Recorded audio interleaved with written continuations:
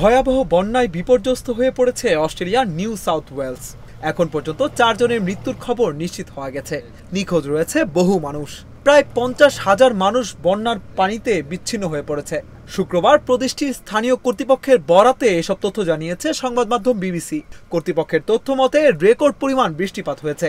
এই পরিস্থিতিকে এখন প্রাকৃতিক দুর্যোগ হিসেবে ঘোষণা করা হয়েছে। প্রতিবেদন বলছে ভারী বৃষ্টি দক্ষিণে সরে গিয়ে সিডনি এবং নিউ ক্যাসেলকে প্রভাবিত করছে। আবহাওয়া ব্যুরো সতর্কতা জারি করেছে। এই ঈদে জামা জুতো অ্যাকসেসরিজের discount. New South Wales state emergency service জানিয়েছে তারা স্থানীয় সময় ভোর 5টা থেকে 24 ঘন্টার মধ্যে 535টিরও বেশি উদ্ধার তৎপরতা চালিয়েছে। বন্যা শুরু হওয়ার পর থেকে 670টিরও বেশি তৎপরতা চালানো হয়েছে।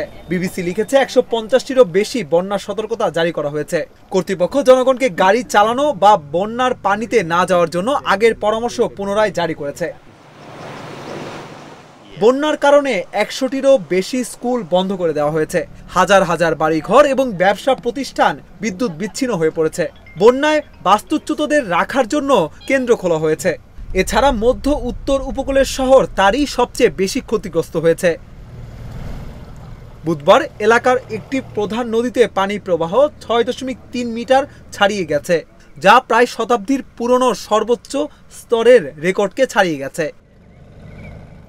নিউ সাউথ ওয়েলসের জরুরি পরিষেবা মন্ত্রী জিহাদ ডিপ বলেছেন, সরকার উদ্ধার অভিযান অব্যাহত রেখেছে। মধ্য ও উত্তর উপকূলে আগের চেয়ে বেশি বৃষ্টিপাত এবং বন্যা দেখছি আমরা।